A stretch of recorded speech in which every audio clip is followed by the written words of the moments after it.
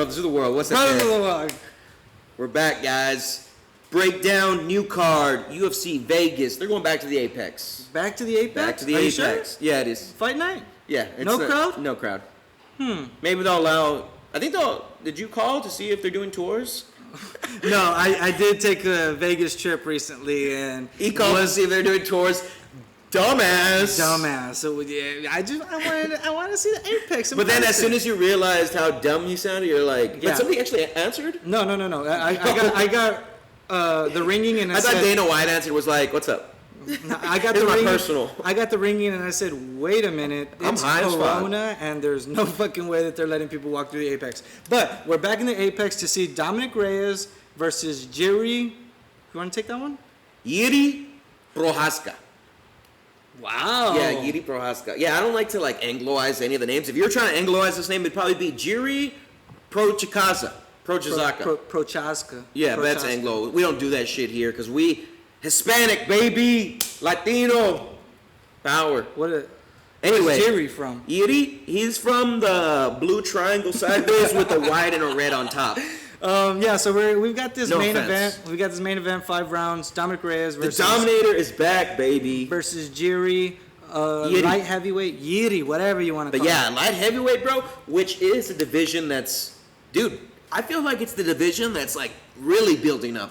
It's because for a while it had been, the John Jones division. He had been, he went through the deck twice, had beaten everybody. Each fight that was like a light heavyweight headliner was wasn't getting too much attention, and that's why Dana White doesn't want to pay him off top. I think John Anik was the one that said that light heavyweight is going through a renaissance of new fighters coming through. But look, let's just go through the deck real quick. We got our new champ, who just got a big win against the middleweight champion, Jan Blachowicz. We got his next title, Glover Teixeira, who's been killing it. We got Yiddi Prohaska, who's just put his name in the hat. Only had one UFC fight so far, right? Because he's coming from RIZIN. He's had. No, yeah, one knockout, broken, right? Yeah. And he beat Ozdemir. So we still, they're giving him a big test right away if this is his second fight. But then we also got Dom, and then let me just finish one more. We got Rakic. That's like the top 5 right there. And then, Anthony Smith's also around there. Crew, he's also around there. But yeah, so the Dominator, coming off of 2 losses, bro. John Jones, which was, controversial. Mm-hmm. And then he lost to the champion in his last bout. Yeah, it's to Jan when he got knocked out. That was a tough fight, bro. The thing about Jiri is he's on a 11-fight win streak. The last time he lost was in 2015. Is it RIZIN or RIZIN? People call it both ways, I think. Fuck it. The last time he lost was in 2015 against King Mo Lawal. He lost to King Mo? Yeah, and then he even turned around and beat him in RIZIN as well. One of the fighters that never really made it to the... Not that he wasn't good, but he never came to the UFC. Yeah. King Mo. Very popular name. But yeah, he's coming off of that knockout win to Ozdemir. We saw it happen in the second round real quick. The thing about watching Yiddi in his last fight is he fights hands low, and he swings some big hooks. And he lands. He's very... big power. I would say, yeah, a lot of power, pretty accurate, and they're fast. But the thing is, he fights with, chin up, hands down. I think he's kind of pretty reliant on that power and not getting hit, but he's fighting the Dominator. Yeah, and who's a great striker. With Dominic Reyes, I feel like against Jan, he kind of came in, I guess, a little bit overconfident, and then when Jan put the pressure on him, he said, "Oh shit, I need to make the adjustment super quick," and it was already way too late for him to do it. That one rib kick too, bro? Kept on landing. I guarantee you he still has that foot mark on his ribs because it immediately blackened. It was bad. That was a fucked up rib. I think that hurt him the whole fight, or he was at least cognizant and cautious of another. Well, he kept on landing it. At the end of his punch combo, just throw the leg kick and it would just land. All the time. The rib kick. Real quick, guys, odds, underdog, Dominic Reyes, but it's close. So right now, as they currently stand, plus 120 for Dom, minus 140 for Jiri. Jiri, only 3 losses to Dominic's 2. They stand just about the same. Jiri with a lot more experience, though, at 27-3-1. You're right. Dominic Reyes only at 12-2. But why is that? Why is he taking so long to get to the UFC? Looking at his age, guys, he's only 28. But why, has he beaten a bunch of, I haven't really shuffled through his record and see who he's beaten, but you said King Mo, he has that name, but has he been in a lot of fighters that were kind of just I mean, we remember a CB Dalloway, but besides that, looking at his names, I don't really know many of them. Oh, he has, dude, Vadim Nemkov. Where's Vadim Nemkov? Oh, shit. Yeah, way there at the bottom. Is that Vadim? Yeah, bro, that's Vadim. Look at that face. But anyways. But what does it say? If you look at the fight, it says TKO retirement in 2015. So he beat, right after his loss to Muhammad Law, he beat the current Bellator light heavyweight champ, who's looked really good. So he has a big name of Vadim. You said he has a CB Dalloway. I see right here, knocked him out before his Ozdemir win. And I mean, I'd like to see how much Yiddi is getting paid, because he was one of the fighters that went out of the UFC, became a champion. He's on this 10-fight win streak before he got into the UFC. What do you mean? Like he took a break, or maybe he retired? Who are you talking about? You said I'm talking about Yiddi doing it the right way and going into building building a championship legacy in another organization. That's why I'd like to see how much he's getting paid here in the UFC, because they're also pushing him straight to the top. He beat No Time in No Time, second round KO, and now he's getting Dominic Reyes. I mean, he had if you look at his record, 11 fights in RIZIN. Yeah. So, and he was the current champion. He only, he won it against Muhammad and only defended it once against CB. But you're right, he really built himself up. He didn't rush, and he's still pretty young, 28. Dominic Reyes is also, what is he? He's 30, right? Yeah, somewhere around there. I think 31. Yeah, looking at Dom right now, he is 30. Yeah, he's 31 exactly. So the Devastator, or I keep calling him I thought it was the Dominator. No, it's the Devastator. It says right here. Oh, okay. I thought it was the Dominic Dominator Reyes, but maybe that's I don't know. ESPN doesn't have it right. I don't know. Who cares? But anyway, Johnny, what's your take on this fight, real quick? Okay, so I think that Yiddi is going to be throwing bombs. I think he's definitely going to be the more powerful striker in there. But I'm really hoping Dominic Reyes can land that jab, go ahead and fight more of a John Jones style fight when he fought him, and be the first one to engage, push him back. I think that's where he looks his best, where he fights at his pace. Because against Jan, he held back. He held back until it was too late, and then he started, in that second round, he started trying to make shit happen. And that's where he rushed and got caught. Yeah, when he was already getting countered. So I would like to see Dominic Reyes come out and put the pressure first and just control the fight. I'm going to go Dominic by decision, but fuck, I'm so scared of Yiddi getting that knockout. That's a good way to call it. They're going 5 rounds. It is the main event. Dom, coming off of 2 losses, he's 12-2, so he was 12-0 undefeated UFC fighter. I still remember he had that big win when Weidman tried to come up, and it just felt at the time they tried to give Weidman like, oh, here's a new name.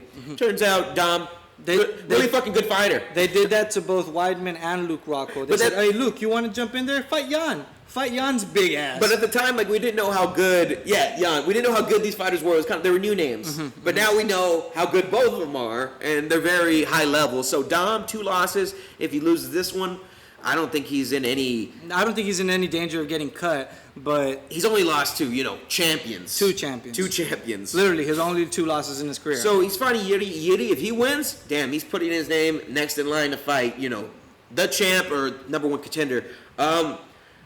I agree with you, John. The under, if it ends round 1, round 2, I'll give it a Yiddi.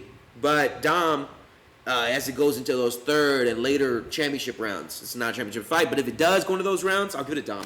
I just feel like he has the more conditioning. Now, the thing about Dom, he can't rush. We see what happens when he gets rushed. Yiddi, he has a lot of fight experience. So I think if somebody does rush him, he's going to put you to sleep. Yeah. So I am going with the underdog, plus 120. I feel like Dom, even though he doesn't have the record like Yiddi, I think he's fought the better fighters. I mean, Yiddi has fought, what's his name, Vadim. But that was back in 2015, before Vadim was, we knew who Vadim was. Yeah.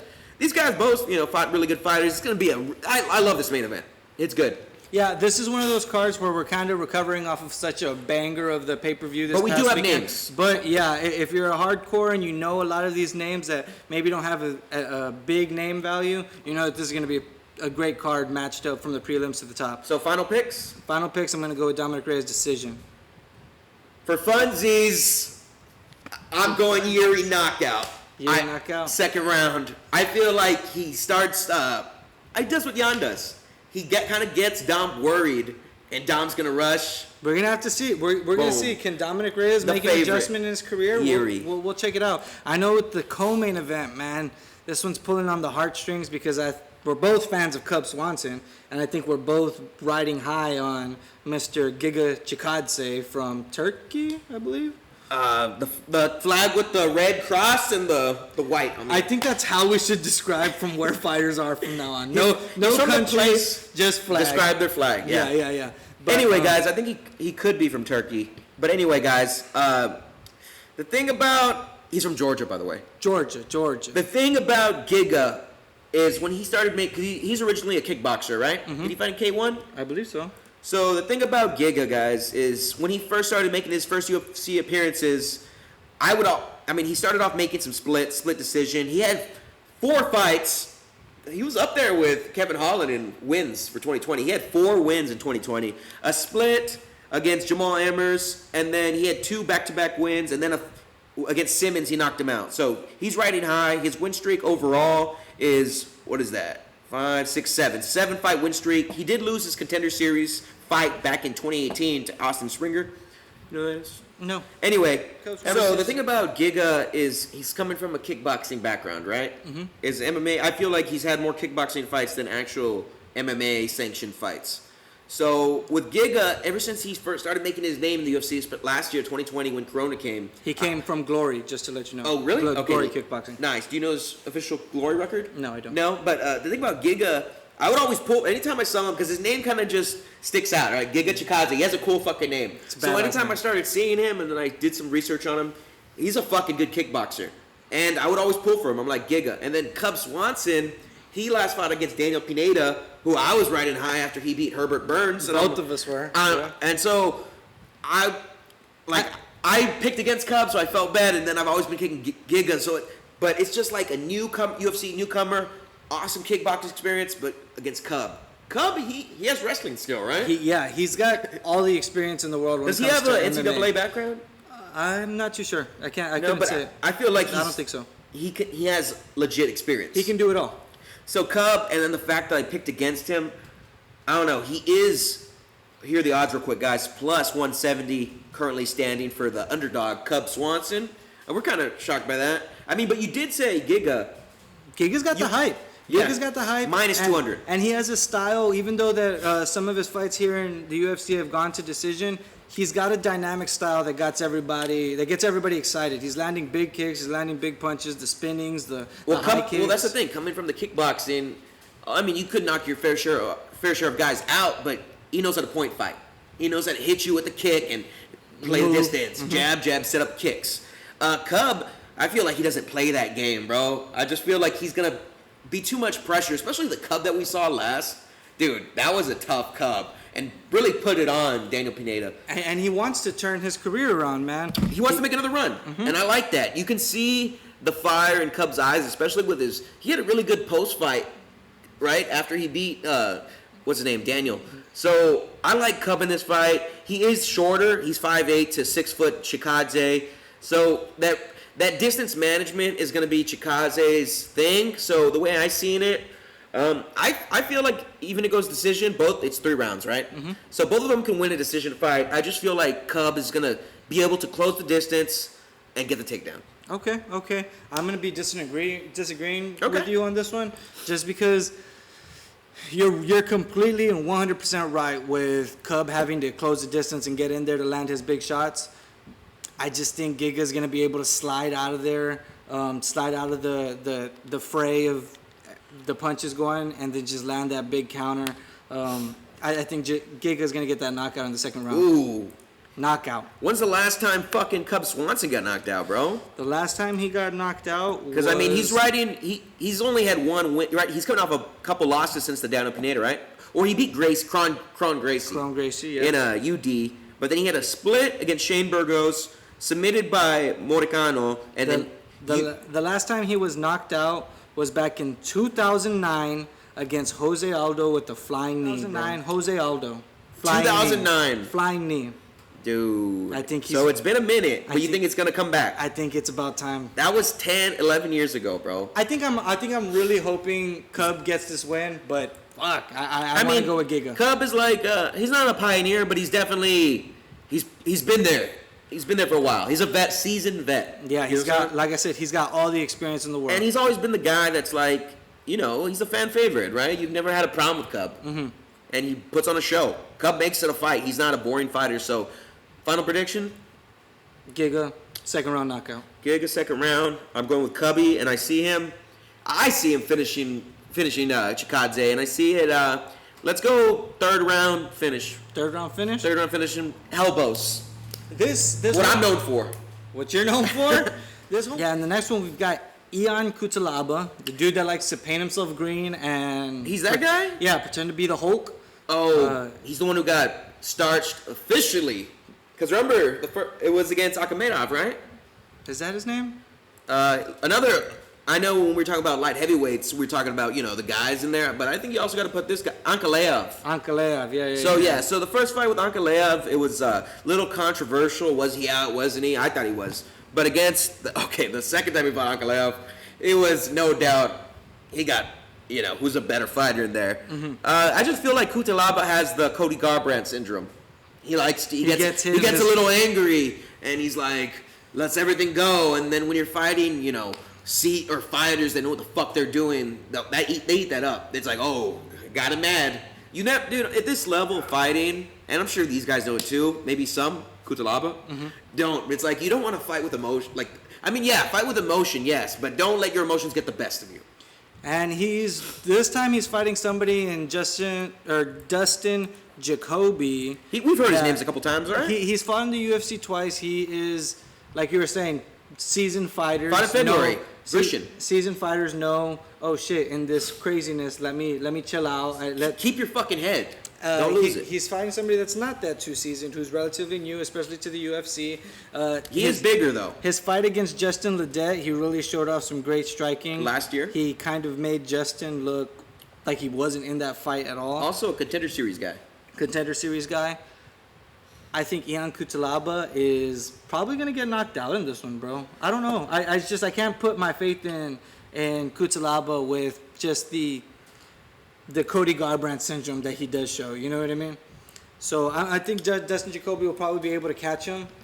Odds guys currently standing -130 for the favorite, Kutilaba. And +110 for your underdog, Dustin Jacoby. Dustin Jacoby, only 3 fights in the UFC, or 2 fights officially. One was Contender Series, which he won.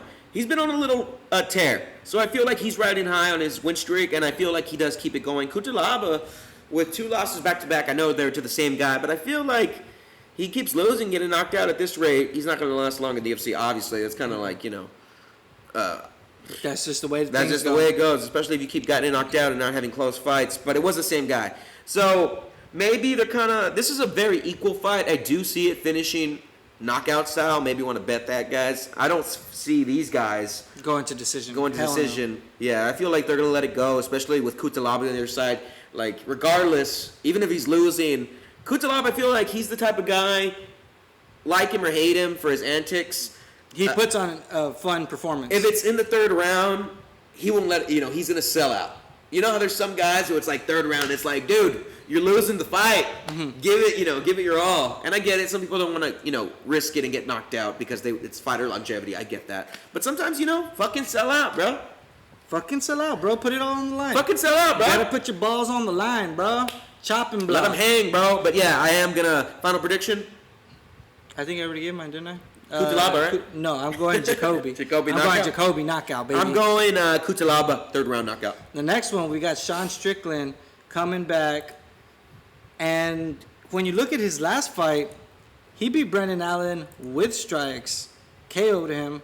We saw Brendan Allen put up a great performance this past weekend against Carl Robinson. Pretty impressive name. Brendan Allen's the same guy that went and beat Kevin Holland when Kevin Holland was surging here in the UFC.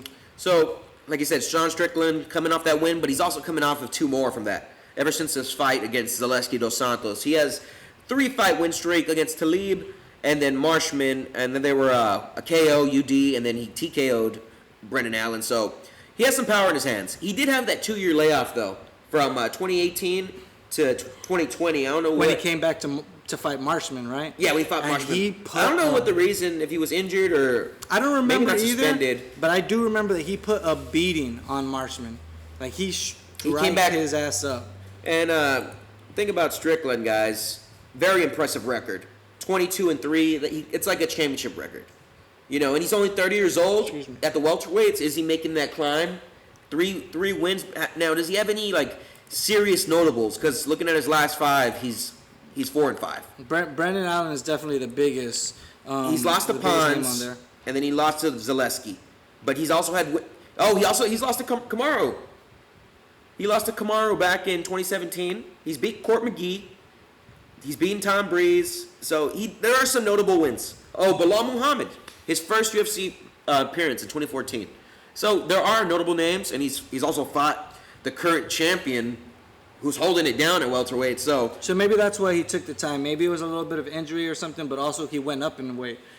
So the thing is, guys, he's fighting Krzysztof Jotko, the Polish product, fighting out of American Top Team, who is coming off of a decision against Eric Anders, also riding a 3-fight win streak. With Marc-Andre Barriot and Alan Amendovsky.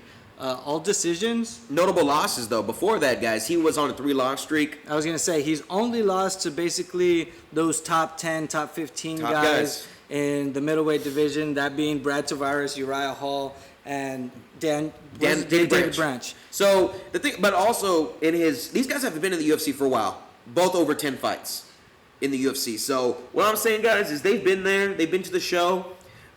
The thing about Jotko, he knows he's lost 3 straight. He bounced back from the almost got sent to Bellator. Mm-hmm. That's what we're going to call it now. That's what it's called. Not even getting cut. Yeah, the almost being sent to Bellator. So, guys, he knows how to bounce back. He's on a 3-fight win streak. Another 3-fight win streak. I'm saying this is your potential fight of the night. The only thing about Jotko, if you compare records, guys, I don't think he has I think Strickland's beating more of the names. He has more name value to his record. So in that instance, both 30 years old, 30 for Strickland, 31.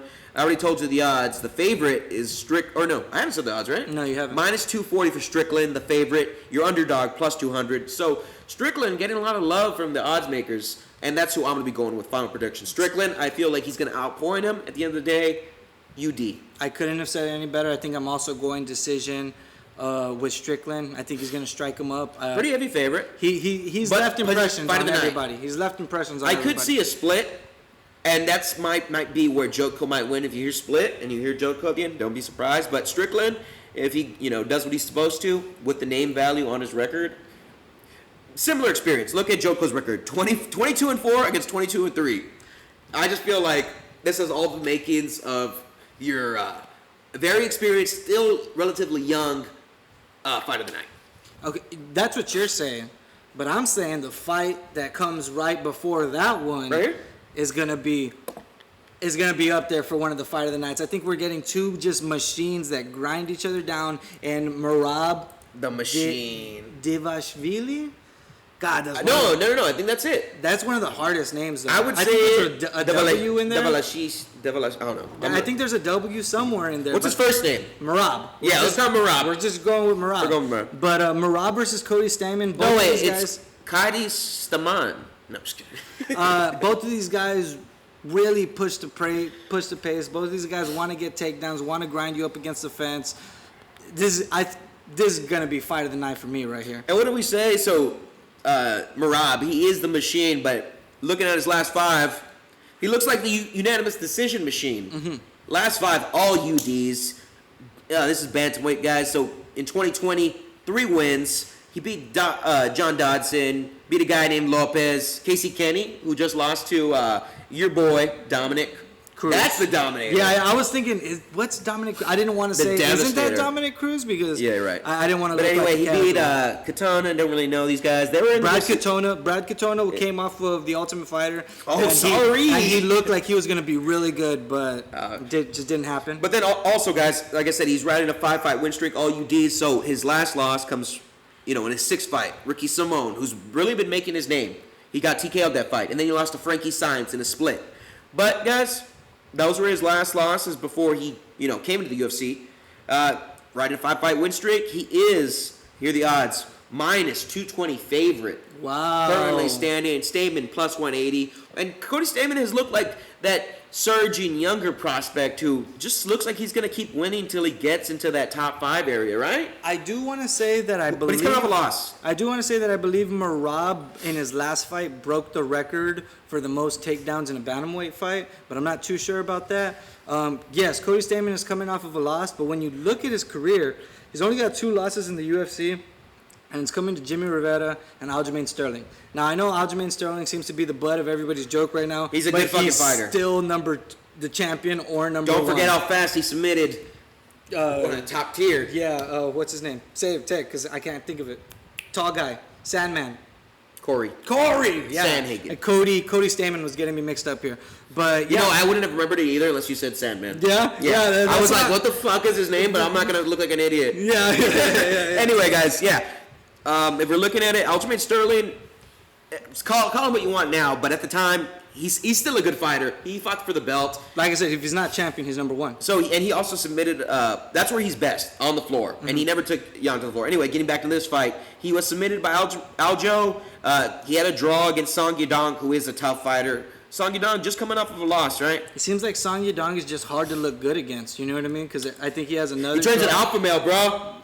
Trains an alpha male, bro. Are you alpha male right now, bro? No, but if I trained with Uriah Faber, I think I would be. Okay. But yeah, real quick, he just lost to Phillips. Kyler? Oh, yeah, Song Yadong. And, Kyler's the Matrix. Whoa. He's badass, man. So anyway, and then he beat Guitar Hero, Brian Keller. But Jimmy Rivera got the best of him back in July. So he took a quick, I think it was a short notice. I think Guitar Hero is somebody else.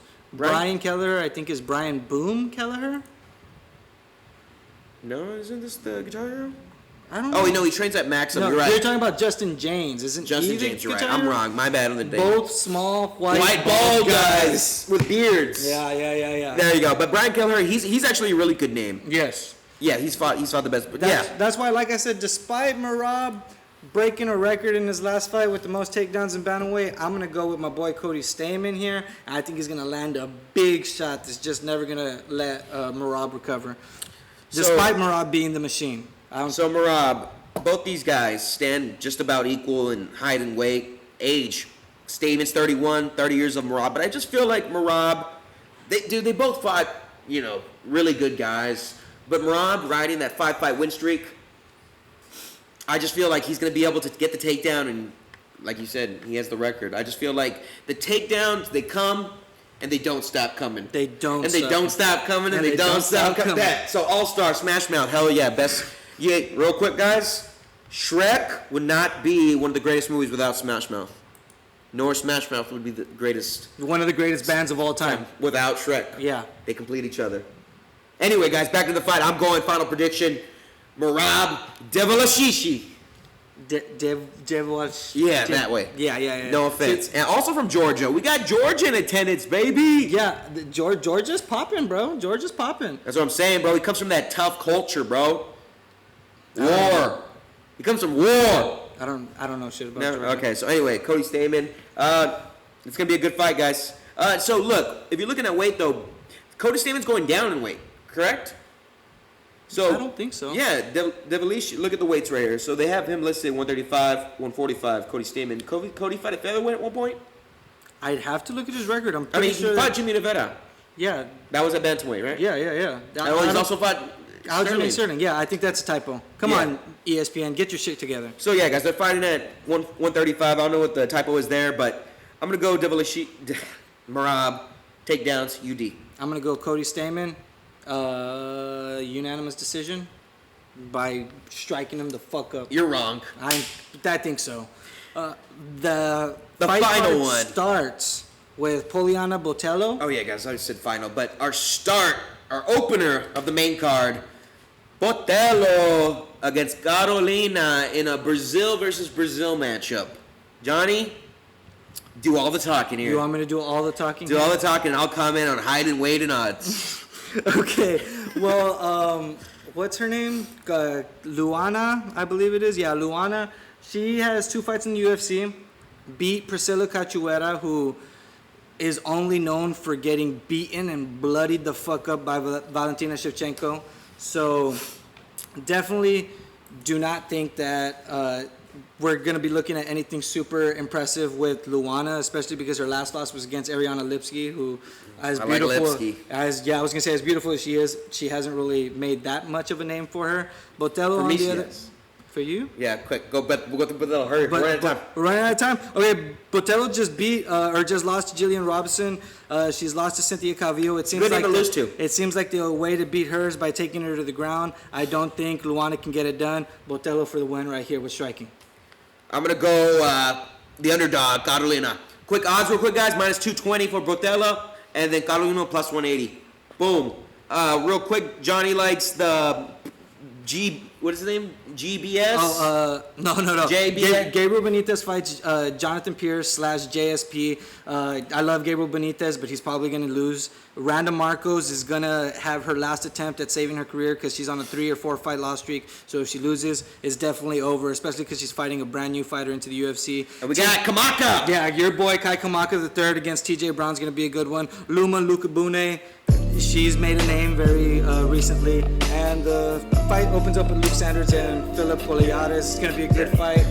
Even if you don't know all the names, like, subscribe, all that good shit. We're running out of memory. Later, guys. Latest. Yeah.